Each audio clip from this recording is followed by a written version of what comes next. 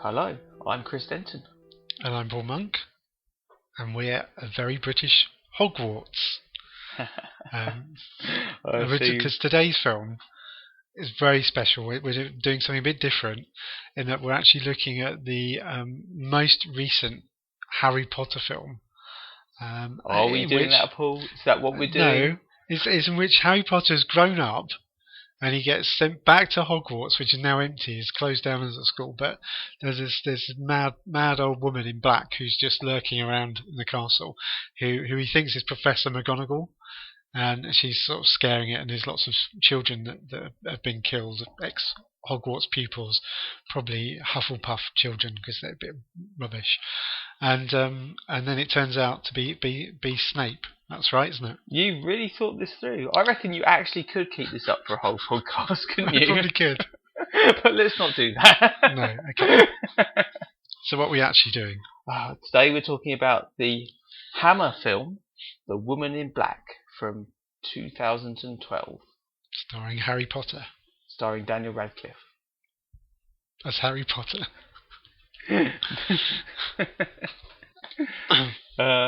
Okay, so I think we should say at the start that there are going to be, amongst the nonsense, some actual spoilers, because we are going to really talk about The Woman in Black in a minute.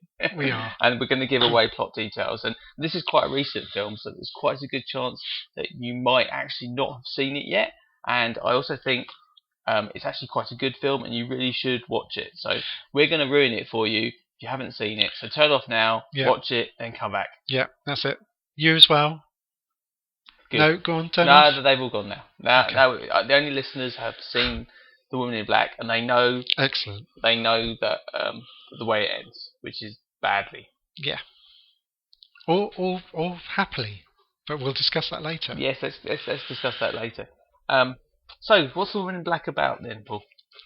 Right. Basically, it seems to be it's about. I'm resisting the urge to do more Harry Potter. Yeah, what's it really about, Paul? Okay. So, you've got Harry Potter.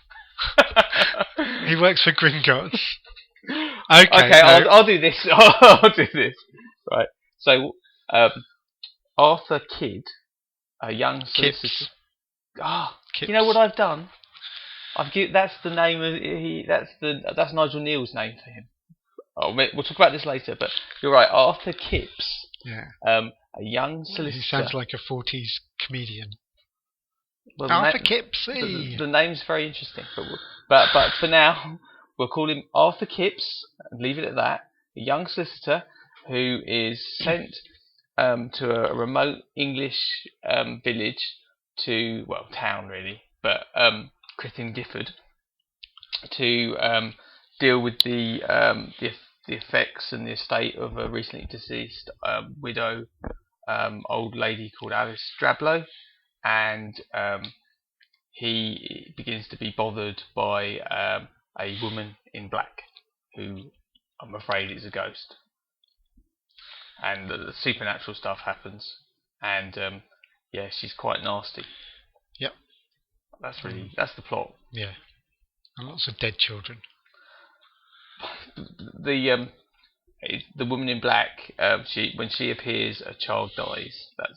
That's why she's particularly nasty. And so the film actually opens with 3 young girls playing in an attic nursery, and suddenly all stand up and jump out the windows and kill themselves. Yep. Because the woman in black can make kids basically commit suicide. Yep. Which is horrible. And you see in this film that she actually has killed a number of children, like 20 or something. Yeah. Yeah, so she is a horrible ghost. And Harry Potter / Arthur Kidd / Arthur Kipps. It's Arthur Kipps in this film. Basically tries to stop her, which is quite interesting. He does actually try to stop her. He does, yes. He tries to work out what the reason is for her being there and solve that. Yeah. He's quite interesting as well because he's obviously recently married. Is it? Widowed. Well, yeah, no, but he. So he was married and it turns out that his wife died in childbirth, giving birth to their son. So yes, so he's widowed. Yeah, and their son has the same name as my son, which makes the film extra creepy for me. I don't mind telling you. Yep. Interestingly enough, apparently that little boy is Daniel Radcliffe's godson, and it was his suggestion apparently to have him there so that they had a more natural rapport. But it might also explain why the little boy doesn't act particularly well. But that might just be me being harsh. That's an excellent piece of Woman in Black trivia. I might have another piece of Woman in Black trivia for you. Okay. Right. There's a 1989 version of Woman in Black, a TV movie written by Nigel Neal that I've talked about before, and in that, the main character, who's called Arthur Kidd, is played by Adrian Rawlins. Adrian Rawlins has a role in the Harry Potter films. Did you know that? No. Do you know who he plays? Well, obviously you don't, because you know he was in it. Nope, go on. Harry Potter's dad. Ah. Adrian Rawlins plays James Potter in several of the films. So that just adds to my theory that all the various versions of Woman in Black all fit into the Harry Potter continuity. Oh, damn. That's not what I wanted to do at all. No, that's great. A follow-up piece of trivia: Adrian Rawlins is in the sequel to this version of the Woman in Black, the Woman in Black Angel of Death, which Hammer are preparing for next year. But he plays a character called Dr. Rhodes in it, so he's coming back to the Woman in Black universe. Oh, that's good. So I've got an even better piece of trivia. Okay. Oh no. Okay, here we go. This is it now for trivia. Right. The name Arthur Kipps is from H.G. Wells. There's an H.G. Wells novel called Kipps, and that's why Nigel Neal changed it, because he hated that Susan Hill had used that name. But the novel Kipps, no one's read, but it was turned into a musical called Half Sixpence. And the character that Tommy Steele plays in the film Half a Sixpence is Arthur Kipps. Wow. Not haunted to death by a woman in black. Although this film or a version of this film would have been quite interesting with Tommy Steele in the main role. A few songs would have livened it up. Certainly. Nice dance routine halfway through. Yeah, that's quite a good mashup there, waiting to be done, I feel. Yeah. I'm out of trivia now, so we're going to have to talk about something else. Okay. I do have some more trivia, but I might... Oh, no, we're doing this is the trivia. This is the new trivia section. Oh, is it? Okay. Well, apparently the script, which is written by Jane Goldman, who is the wife of Jonathan Ross, and also wrote the script for the excellent film version of Stardust, and also X-Men First Class. She wasn't the first choice, apparently, to write this. Apparently it was Mark Gatiss. He turned it down? He was busy with something. All right, then. I have now got another piece of trivia for you. Is this going to be... Are we just going to be a very British trivia podcast now? I just find this film fantastic to talk about. Here's my last piece of trivia. Then you've got to actually stop me. Did you recognise The Policeman? No. It's David Burke, whom was the first Dr. Watson in the Jeremy Brett Sherlock Holmes. So he was Dr. Watson in the Adventures of Sherlock Holmes. And when he came back as Return of Sherlock Holmes, it was Edward Hardwicke, obviously son of Cedric Hardwicke, as we discussed in last time around. So David Burke, who also was in a couple of the M.R. James adaptations that the BBC did in the noughties, the BBC 4 ones, View from the Hill and Number 13. He's in both of those. Okay. So he's actually made a little bit of a speciality of ghost stories in his late career. Yeah, good for him. There is one more bit of trivia as well. Apparently, I think that there's a bit later on where Arthur puts his hand against the window, and as he moves slightly closer, his reflection merges into a face of a woman who's screaming. Yes. Apparently that was his fiancée at the time who did that bit. Whose fiancée? Daniel Radcliffe's. I didn't realise he was engaged. or other half, or whatever. Oh. Apparently. That's more even gossip than trivia. We've gone to. So like Daniel Radcliffe was basically employing getting anyone he knows involved in this film, which incidentally is quite sort of plays on the rest of it, because the cast is actually, it's not a huge cast, and they're mostly quite. There's no, apart from Daniel Radcliffe, there's no real other big stars necessarily. No, but in there. I mean, there's lots of Kieran Hines, faces who are familiar from Kieran Hines, TV who plays things. Sam Daly. Yeah, I think is reasonably well known. I've been a big fan of his for many years. Actually, he was the villain in the BBC's Ivanhoe adaptation about 20 years ago, and I thought he was brilliant in it. And I liked him as like the friendly landowner Sam Daly, but. Yeah, I mean he's great in this. I think he's most of the way through it. Plays a sort of skeptic role until a bit later on. Yeah, but unfortunately in the Ghost film, being a skeptic is you're hiding to nothing, because there really is a ghost and she's probably out to get you. Yes. Other cast members who I spotted was Victor Maguire, who you may remember. He's I've forgotten what character he plays now, but his daughter is the one that dies of poisoning from lye, which I can explain what that is in a minute. He plays a villager. He plays a villager. But yes, Victor Maguire, for those that don't remember, was in Bread. He was which one? One of the brothers in Bread. The one who wasn't Joey. The one who. Well, there were quite a few of them that weren't Joey actually, but yeah.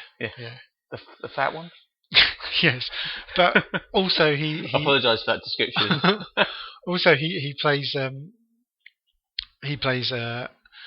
Gary Sparrow's best friend in Goodnight Sweetheart, which is a sitcom I'm mildly obsessed with. It's a sitcom starring Nicholas Lyndhurst, and if you don't know who Nicholas Lyndhurst is, he's exactly like Paul. Yeah. Except that I don't have a road I can walk down that sends me back to the 40s, and don't have a wife in the 1940s either. Anyway, we'll save that for the Goodnight Sweetheart podcast that we're going to be doing shortly. That's more a long-term plan, isn't it? Let's stick with British horror. Okay, so getting back to the cast. Liz White is the actress who plays the woman in black, who you don't see her much. No, but she's like a scary woman. That's quite interesting that her surname's White. She's playing a woman in black. That is quite interesting. I hope I didn't just make that up. No, I'm sure that's right. But she's been replaced. It's not even her playing the woman in black in the sequel. That's outrageous. I know. But I don't know. I thought she was good, but she doesn't have a lot to do. In the 1989 version, right, the woman in black is played by Pauline Moran, who's quite a lot older. And she is most famous for playing Miss Lemon in Poirot. And if you know that character, seeing her as the woman in black is quite a change. But she's good. She's really good. She has more to do actually. Right. Than the woman in black in the Hammer film, and I think that's because the Hammer film goes a bit for like a fairground ghost train kind of scares. There's lots of the actual jumps and booms. Yeah, but they actually. I mean, there's a good emotional story, and some of the stuff with Arthur Kipps is actually new, because he's actually in this film. And none of the other versions of the Woman in Black. In this film, he's haunted by two ghosts. Yes. Not counting the kids. The Woman in Black, but there's also a Woman in White, who's the ghost of his wife. His wife, yeah. And that's not from Susan Hill or the other versions. That's Jane Goldman's invention. In the original novel. The Kipps isn't married. He's got a fiancée called Stella, Right. and yeah, and the son Joseph comes along later. Okay. I mean that Stella and Joseph are both in the novel, but at the end. Right. Okay. So I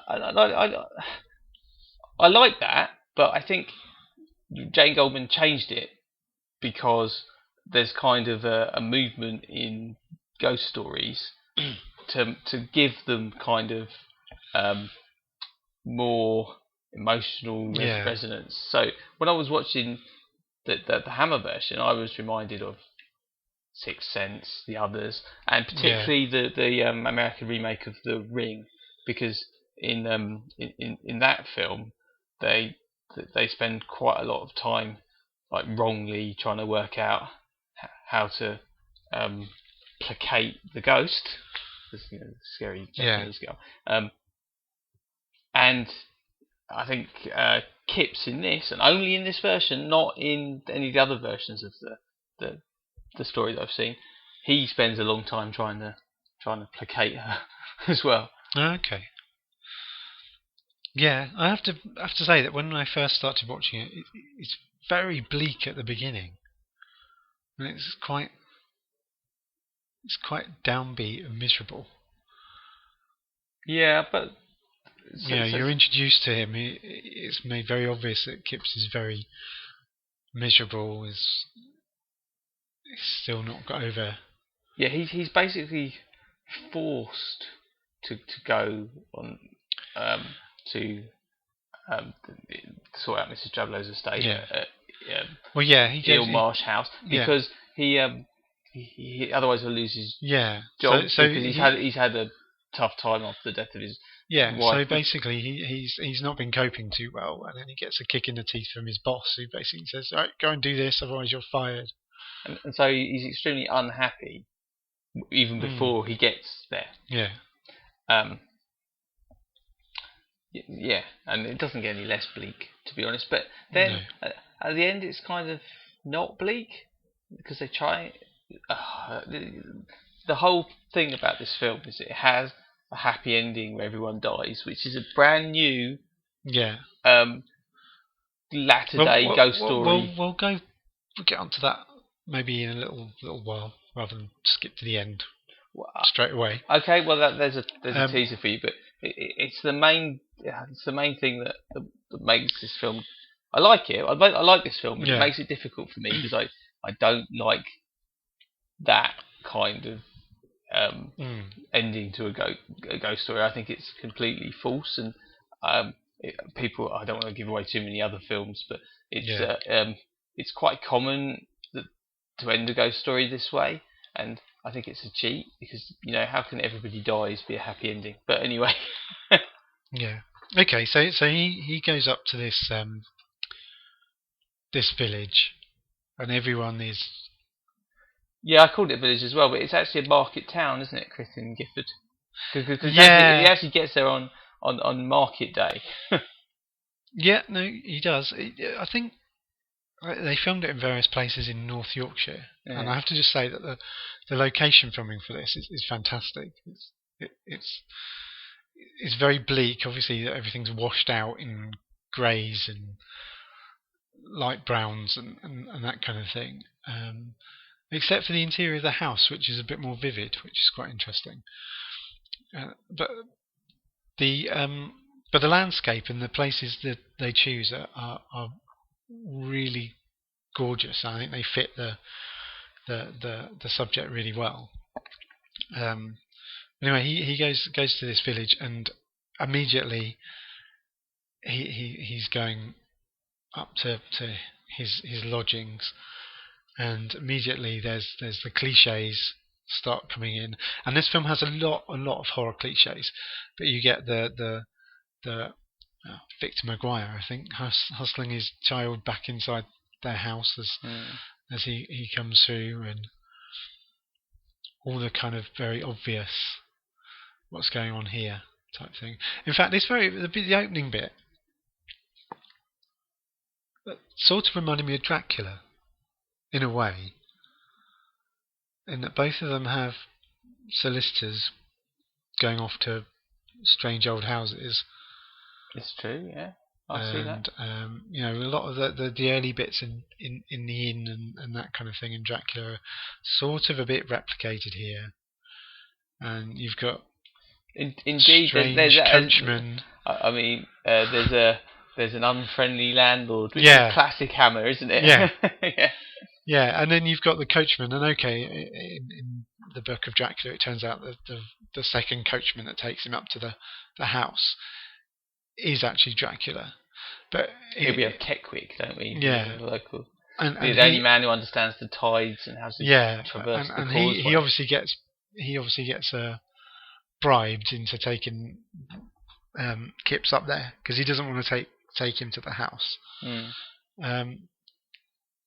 But yeah, up until that point, I think beyond that, he has no resemblance to Dracula really at all. But maybe apart from having somebody trapped in a house where there's nasty things going on. But yeah, it reminded me a lot of Dracula up until that point. Well, see, Hammer doing what Hammer does best. Yeah. But I don't know because I'm a bit of a novice this is the only version of this film I've ever seen. I've never seen the play. I've not read the novel, so I don't know how it is in the different versions. It's broadly similar, but the big difference is that the creepy funeral, right, which is in the book and the TV version, and the play, but is omitted from the Hammer film, and the creepy funeral is brilliant. Right. That's where. I mean, you said it's a creepy funeral. That already sounds good. Because Kipps meets up with the solicitor Jerome, local solicitor, and they go to the funeral, and they think, well, Jerome said it's just them and the priest, but then Kipps sees the woman in black. He sees her in the church, and then he sees her outside in the graveyard. And she's wearing black. He thinks that's perfectly appropriate. He thinks she's a mourner, and it's only when he points her out to Jerome, and Jerome will not look at her. Right. Yeah. And then he gets very distressed that you see that there's anything really wrong, right. And that's fantastic. No, that does sound good. Because presumably that's a scene that's transplanted. When Kipps is in the house and he looks out the window and sees her. Well, no, I mean outside, or is that still in the other versions? So, because that's the first time Kipps sees her. Yes, no, in certainly in the TV version, he then goes to Ilmarsh House and sees her outside. So, but he's outside as well. And then there's a few more manifestations, but it's not quite the same as the film where you get her appearing in like a ghost train. It's like that. There's quite a few like visual tricks and stuff to say, oh look, she's there, and oh no, she's not. Yeah. And there's lots. Well, they're all horror cliches. Well, yeah, I mean, there's they're done effects. well. Like he's in the room, he's on his own, he looks out the window. A shot taken outside the window, and she's standing right next to him. Yeah, there's a face. Yeah. Sort of slightly blank white face. Yeah. Which is very creepy. It is creepy, but it's been done. It's a special effect as well. I think the play, which I saw many years ago, but which I bought this play script of, and I just read that again recently just to refresh my memory. That doesn't have any special effects. It's just got a woman. It's fantastic. It's just so that they just establish, because there's only 3 actors as well. In the play, and they just establish that the woman is a ghost. Then you see her a few times, and you're scared absolutely out of your mind every time you see her. And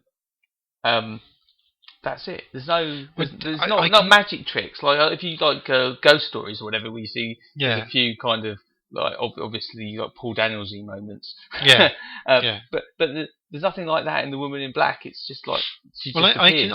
I can see how there's good lighting and stuff. I, It's yeah, not really, and I can see how it works because the bits in the house, I can see how they would be really effective as a play because obviously as a play you're sort of trapped in the theatre and they kind of make it very dark and muck around the lighting and generally draw you in a bit better because you're there. Oh yeah, when she's there, and so I think maybe that is harder to replicate on a film. So I can understand perhaps why they use some of the tricks of things, little tricks like the rocking chair, rocking backwards and forwards, and yeah, I mean those sorts of things, and the toys in the nursery as well. Final bit of trivia, just as you mentioned the toys in the nursery, those apparently were real antique toys that were borrowed for the shoot, so they weren't created, they weren't props that were built.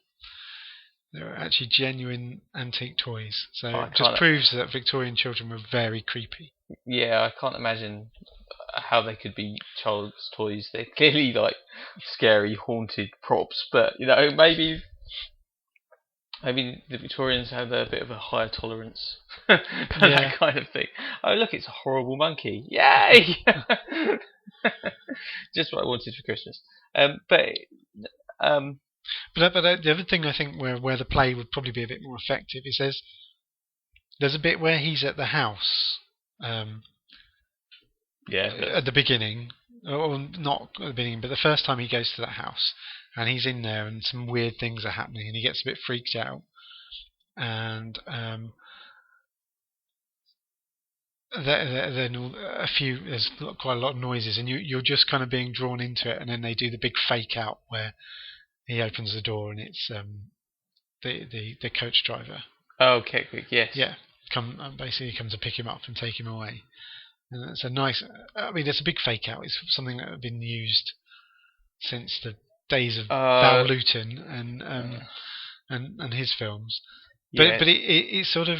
It's annoying. It's kind of relieving the tension, but it's like it deadens it a little bit, and then there's kind of a wait until he goes back to the house again, and it's only really in the very last sort of, I guess, half hour to 20 minutes where he's back at the house and all that tension builds up again. So I imagine that the play is entirely based in the house, pretty much. I don't know. I mean, but I can see how once he's in the house, you could just ramp that tension up in a play version. But clearly that wouldn't necessarily work on a film, perhaps. It just seemed structurally it was a bit odd, but I guess other films do that. They generate a level of anticipation and bang, knock it on the head for a bit. It's interesting because the film has a new ending out of the house, which in fact the play has the book's ending, the original novella's ending, and then there's a different ending for the TV version. It's quite a difficult thing to end because all the scary stuff does happen in the house, but you've got to reach some kind of conclusion, and I think the differences between them are kind of dictated by the mechanics, like the conceit of the play is that an old Arthur Kipps is wanting to put on a production of what really happened to him to try and explain it, right. and he hires this actor to sort of help him do it, and so the actor actually plays Kipps, and Kipps plays all the other parts. Okay. It's really clever actually. So it makes it sort of a sequel, but then it's the same. It's the same scares again. I mean, the writer, the guy who adapted the novel for the play, Stephen Mallatrat, did a fantastic job. It's not just a transcription. He came up with this brilliant mechanics which really helps, especially because it enables them to have the thing where and this is a sort of a spoiler for the play, but so turn off if you really don't want it. But they have the actor say at the end, "Wow, brilliant! You found a woman to play the woman in black. That was brilliant." And then Kipps goes, "What? I never hired any actress." This is fantastic. Yeah.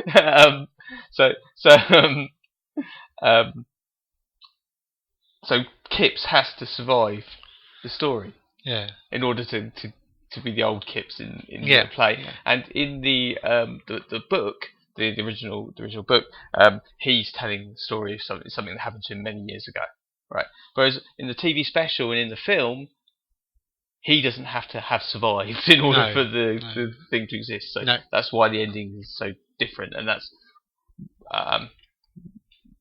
But it needs to be big as well. I mean, in a ghost story, I guess you can't just say everybody lives happily ever after. So you have to think of some way. And I much prefer the bleakness of the Nigel Neal version to the way the sort of pretend happy ending of the Daniel Radcliffe version.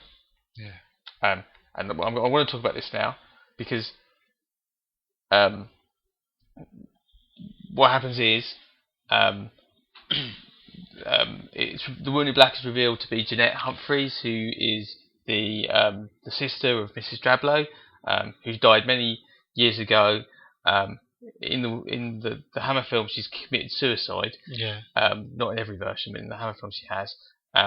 And she's done that because her illegitimate son, who was adopted by Mrs. Drablow and her husband, has died in Eel Marsh, in the marsh, and she's just inconsolable about that, and she's very angry. She blames her sister and everyone, and then when she dies, she comes back, and that's why she starts killing other people's children.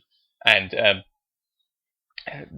Kipps figures out that she's upset because she's lost her son, and then he's like, well, if I reunite them, perhaps it'll all be okay.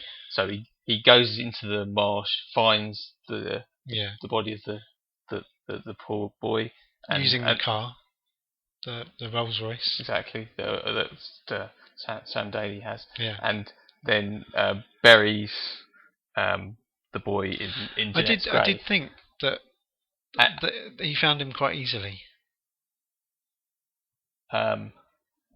Given, I know he obviously had to duck under the marsh. There was not a lot of time to do a big kind of geological exploration of the area. But it's just like it just so happened that the bit he walked into was the bit where the body was. It was marked.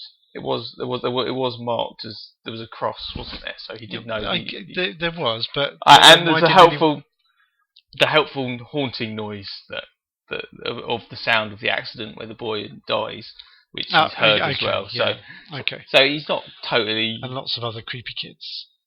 Well, this is it, because this is in the TV version. There's a voice of the Woman in Black's son, right, who is kind of a different kind of a ghost. But in the film, there's the ghosts of all the Woman in Black's victims, including Sam Daly, Kieran Hines' own son.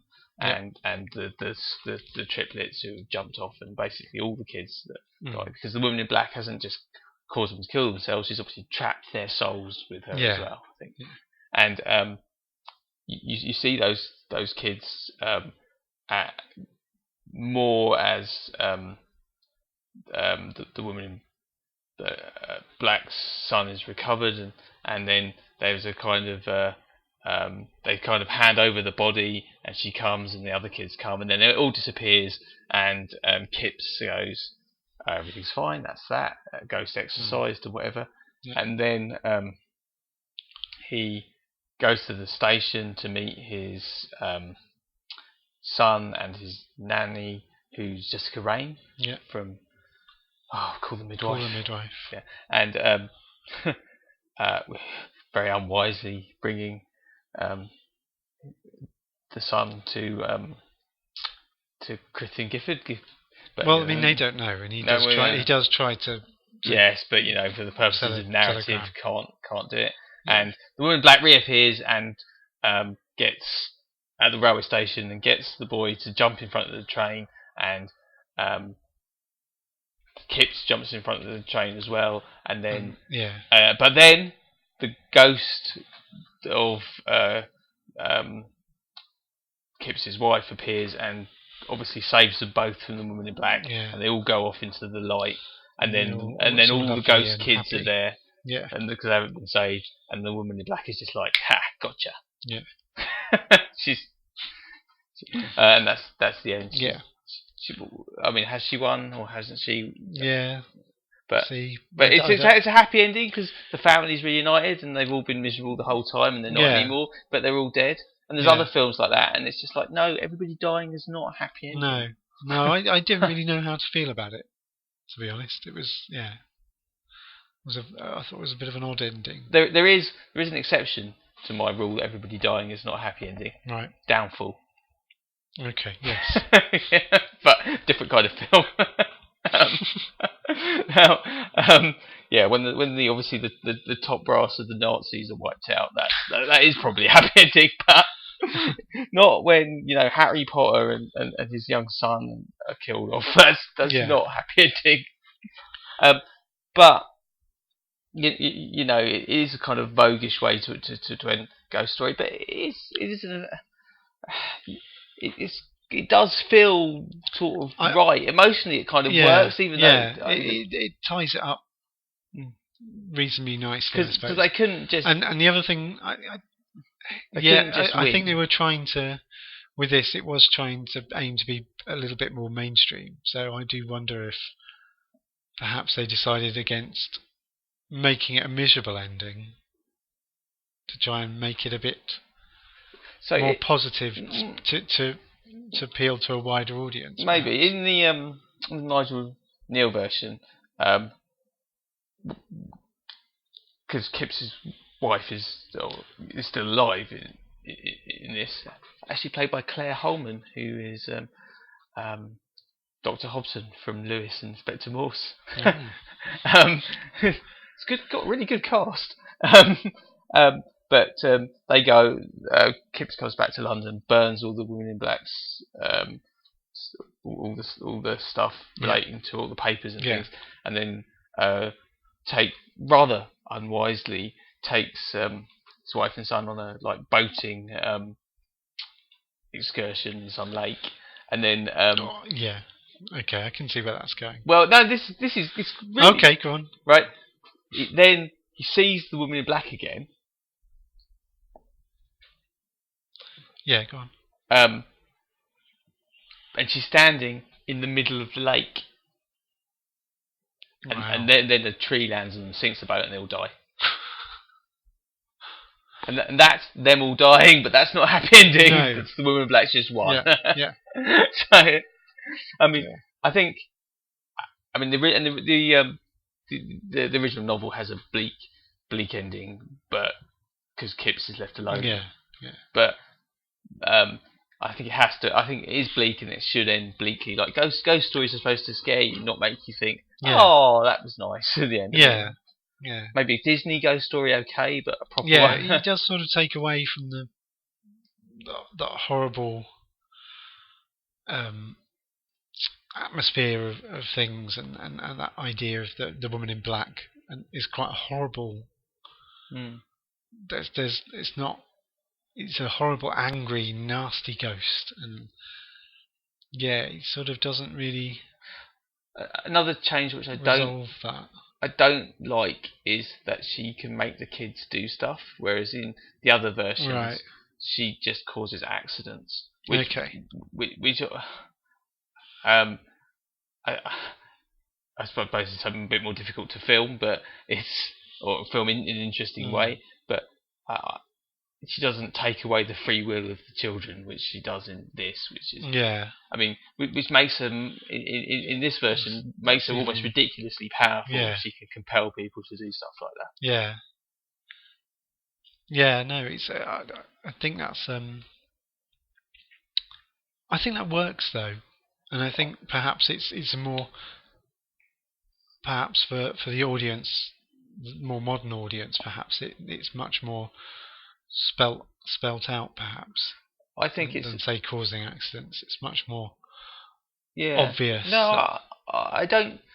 I think this is a good film. I think. Yeah, I think it all works, and I do, even with the changes, I still think it's got quite a sophisticated story, because I think Daniel Radcliffe, who I thought was terrible in the Harry Potter films of his that I actually watched, suddenly can really act very well. Yeah. And the character of Arthur is really interesting, engaging. He's very brave, but you can tell, you can see where it comes from. He's not like, I'm going to slay this ghost. No. He's more like, I just don't care anymore. Yeah. He does that really well. And then I think, obviously we talked about the cast earlier. We didn't really touch on Daniel Radcliffe, but I think he's does a really good job, especially as certainly the scenes in the house. He's doesn't have anything to say. No, all the acting is done by his expression and just the way he moves and everything, and I think he does that really well. Yeah, I think he proves in this film that he's a proper actor, as well as someone who can carry a film that isn't a Harry Potter film. Yeah. So I think he does well. I think it's a good film. I'm going to have to say that I think the other version is better, but I like both of them. Well, I said the TV movie is better, and the play and the book are also good. I'm a bit of a, I mean, I really like the story of the Woman in Black. It's really good. Funnily enough, I've read a couple of Susan Hill's other ghost stories, and they're really bad. Right. They're not nearly as creepy as it's like this is a one-off thing for her. She just got it right. Yeah, this was her first ghost story, and you can see the M.R. James type influence. Yeah, and she was very. They're very explicit about that. That was a key influence. But she's tried it. I've got a couple of them up there, and they come across. Chris is pointing to a bookshelf, by the way. Which very yeah. In our studio, non-specifically to a bookshelf as well, but they're kind of pastiches. There's one over there called The Man in the Picture with a haunted painting, but it's nowhere near as good as like M.R. James's The Mezzotint. Yeah. But the Woman in Black, it just really works. It doesn't come, even though it is a pastiche. She wrote it in the 1980s. It's not a real Victorian ghost story, but it's just so authentic feeling. Yeah, it's quite simple, I guess, and that you've got a house, there's a ghost. Yeah, and a little bit of a mystery. And I think that works quite well. Yeah. I think it's awesome. One thing I didn't really know about was that one of the locations is a place called Osea Island, which is in Essex, and which is a little island in part of, I think, around about the Thames estuary type area, and it does actually have that causeway. Now, is the causeway mentioned in the book? This sort of tidal causeway up to the island. Yeah. That the house is somewhere completely different. I can't remember where that was. Nine Lives Causeway. Yeah. Yeah. So I'm just wondering, was that actually part of the inspiration that Susan Hill had for that location? Do you think, or? I'm afraid have no idea. I mean, it could easily, because that must have been something because to just invent that, it would have made this a bit tricky in trying to find a proper location. Well, I think maybe you're right. Visited it at some point. I think M.R. James famously took his holidays up in Norfolk, didn't he? And so many of his Suffolk mostly. Suffolk. Suffolk. And set many of his top ghost stories there. So he used that. So maybe she took a holiday there, and the same thing happened. I mean, when we're talking about great English locations for ghost stories, it's interesting that M.R. James and Susan Hill both use the landscape like that. Yeah. And there's other examples in British horror of them fantastic use of the British landscape. I'm thinking of Witchfinder General, Yeah. which obviously Wicker Man is to some degree with Yeah. Scotland, but Yeah. Witchfinder General is amazing English landscapes, Mm. and when you've got green sleeves and stuff, it makes it really creepy, and Yeah. it's just a field, but it's great. Yeah. So Yeah. Well, I think the English countryside is quite important in a lot of British horror films. yeah. I obviously probably shouldn't switch English and British like that, but Well, yeah. Okay. British horror films. yeah, the English countryside is particularly good for ghost stories. The cragginess of Scotland. Yeah. I think that makes a Yeah. slightly different kind of thing. Werewolves. We talked about Dr. Yeah. Terror. Yeah. So werewolves tend to be from Scotland. Well, Yeah. Yorkshire. Yeah, and But Yorkshire. yeah, maybe the more craggy landscape they tend Yeah. to. Yeah. Anyway, that's not Anyway, off yes. topic. One other thing I'd like to say about Susan Hill. Yeah. I first read a Susan Hill book for A-level. Yeah. She had a book of short stories called A Bit of Singing and Dancing, which was on my A-level syllabus, which was really good. Okay. But that's like literature. That's literature. That's not anything in genre. That's real literature. And then my first exposure to The Woman in Black was seeing the play when I was at university. I wasn't on the drama course, but I sort of snuck on with some friends to an excursion to the West End to see it when it was still quite new. It's still running now, 20 years later. Yeah. So it hasn't actually ever been off, has it? No, as I'm it's the second longest running play after The Mousetrap in the West End.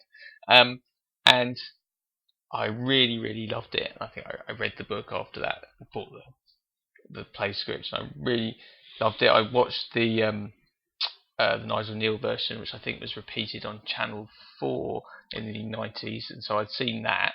And then there was a long gap. I'd read another Susan Hill ghost story, The Mists in the Mirror, and that sucked. So I'd kind of lost interest there. But then I read another. Susan Hill then started her own detective series. She's got a detective called Simon Seralia, and they're brilliant. She's very versatile. She doesn't always get it right, but sometimes she can do that. She can do quite a lot of different stuff. She's the most versatile writer probably that's working at the moment, as far as I'm concerned. Who's that good? Yeah. And then when Hammer brought The Woman in Black out, I got really into it again. It's just so I've read and watched it all again, and and coming to watch The Woman in Black, the Hammer film, for this, the effect's wearing off of me now. Yeah. Whereas I'm probably the opposite. I'm quite intrigued by all the other different versions, and I think I'd really love to go and see the play. Highly recommended. Yeah. Can I just ask you, changing the subject a bit, what do you make of Neo Hammer? Because this is the great example of the new Hammer. This is their one hit, really. Yeah. Do you think this is what they should be doing? Or should they be making Dracula films? Or I think this was a very good sort of updating of that Victorian. It's recognisable because horror. they did Victorian Gothic. That was what I mean. So it wasn't when you think of Hammer, you think of that Victorian kind of Gothic horror type stuff. I mean, Frankenstein, not actually Victorian, but you think they set it up a bit like that, and that's what you think of. I mean, it's not, the period isn't always exactly Victorian, but it's always that kind of thing. Yeah. And I think they do that really well with this, and I think that's presumably what most people think of when they see Hammer. It was especially interesting when you've got at the very beginning, you get the Hammer logo pop up, and there's they do the thing that Marvel do where they have the little flickers. It's such a rip off of the Marvel logo, isn't it? But they have those little kind of little flickers of the posters and everything, and it does, this does fit with that, I think, very well. I haven't seen any of their other versions of things and so when they finally did come back, I mean, the only relation to the original Hammer Yeah, is it's a name, isn't yeah. it? But I mean, they do own the back catalogue, but Yeah. they're not the same people. They did that terrible MySpace Yeah. serial called From Beyond the Rave, Yeah. which I mean, honestly, yeah, I never at a watched time that. when the word rave was It- about 10 years out of date. Yeah, I know it's the same mistake they made with Dracula AD 1972 again, actually, of trying to tap into a youth culture that had already died. Yeah. Yeah. But then they made a low budget Irish horror film called The Wake Woods. But it's like basically got the same plot as Pet Sematary. Right. No. No, I mean, I haven't seen either of those two. I'm not interested in them. But then I think they did The Resident, which was a disaster. Right. I mean, it's American, which was like, well, okay, why Hammer making American films? Yeah. But it's basically the same. Well, have you seen the film Pacific Heights? Yeah. It's basically that idea. Yeah. It's like, what made them think that making a new version of Pacific Heights, with Hilary Swank and Jeffrey Dean Morgan. Oh, is that his name, or Jeffrey Morgan, the guy from the Watchmen film? Yeah. Okay, they're okay actors, and Christopher Lee plays the villain's dad. Yeah. And he's third build, and you'd think he'd have a reasonable role, but he doesn't. No. It's completely wasted. In fact, he sadly hurt. He filmed it in New Mexico. He said he hurt himself on set, and since then he hasn't been able to take a significant role in the film because he doesn't have to commit to the lengthy shoots anymore. Obviously, he's in his 90s now, but I think he cost him dear that far, and it's just a poor film. Yeah. Really, and I can't understand why a company called Hammer would make a terrible American sort of horror thriller. Yeah. And it's rightly. Well, exactly. I mean, they should have done something like this to begin with. Because this is the sort of thing people would expect from the Hammer name. So they should have done a few things like this and then branched out. And then between The Resident and this, they did Let Me In. Yeah. Which is a remake of Let the Right One In. Yeah. And I haven't seen Let the Right One In, but I have seen Let Me In, and it's astonishingly good. Yeah. It really is excellent. American set for some reason, which is again wrong. And apparently it's so similar to Let the Right One In that there's almost no point unless you can't be bothered to read subtitles. Yeah. But I thought it was really excellent, but nothing to do with Hammer, and a flop, sadly. But I think more to do with it just being the wrong choice than it being a bad film. But then I think they were on the verge of bankruptcy again. Yeah. And then The Woman in Black did well, but following that, The Quiet Ones just came out, but it seems like a low budget 1970s set goes. Kind of poltergeist / exorcist it's kind sort of. And I don't understand why Hammer would make a film in the style of the films that killed the Hammer name the first time. I mean, it didn't. When they made To Devil a Daughter, the game was up. Yeah. I worry that The Quiet Ones might be the same thing again. But having said that, I haven't seen it. It might be good. Yeah. And their kind of next roll of the dice is Woman in Black, Prince of Darkness. I see what you did there. Yeah. Which I don't know. I don't think that's going to work. No. The idea of that is that it's quite a funny idea. Is that during the Second World War, the authorities have rather stupidly turned Ilmarsh House into like a mental hospital, but also evacuated. But I can't quite work out why you would do this or how this works. But they've also evacuated a load of kids to it. Okay. Because you've got to have kids, otherwise there's no point in the wood. But I'll be interested to see how this pans out. Yeah. But I suspect it won't be any good. But it might be. I mean, Dracula Prince of Darkness was good. Yep. I would hate Hammer though to be reduced to taste the blood of the woman in. But actually, no, no. The Woman in Black has risen from the grave. Yeah. The Woman in Black, AD 1972. Yeah. Well, I'm going to pitch that to them tomorrow. Actually, the Woman in Black, AD 1972. The Satanic Rites of the Woman in Black doesn't sound too bad.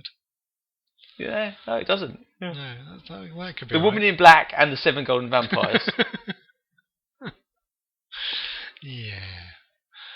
Okay, well, shall we wrap it up? Because we've been rambling on for probably quite a while now.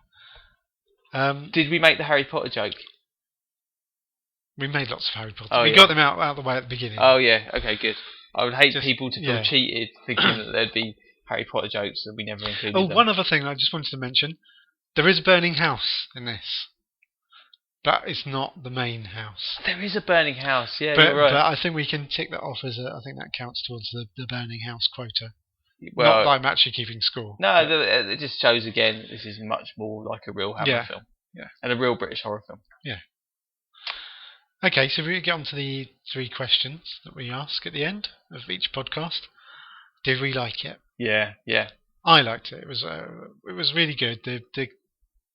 All the jumps and scares were all very cliche, but they still worked, and they still made me actually just jump slightly. Sometimes a bit of audience manipulation is much appreciated. Okay, so was it scary? Yeah, it was. Yep. Particularly for me when I saw it in the cinema. Yeah. With the sound and stuff, but also I'm getting a bit used to it now. But yeah, the first time round, definitely. Yeah. And does it hold up? Which is perhaps a bit of a redundant question, given it's only 2 years old. I think it's dated terribly since the innocent days of 2012. Yeah, of course it holds up. I don't even need to really answer that. I would agree with my colleague on that one. Okay, so what are we going to be doing next time? I've forgotten. We're going to be doing... I think we were going to be doing Night of the Demon. We agreed. No, we changed it. We're going to do controversial choice. We're going to do The Devil Rides Out. That's right. So our next 2 podcasts are going to be The Devil Rides Out and Night of the Demon. Now. But we might change Night of the Demon now. You never know. We might do something different. I'd like to actually watch Night of the Demon. Well, I would as well, because it's good. Yeah. So, excellent. There we go. Some proper spoilers to end on. Yep. Okay. But until those 2 podcasts, I've been Chris Denton. And I still am Paul Monk. And we are a very British horror. Bye-bye. Bye.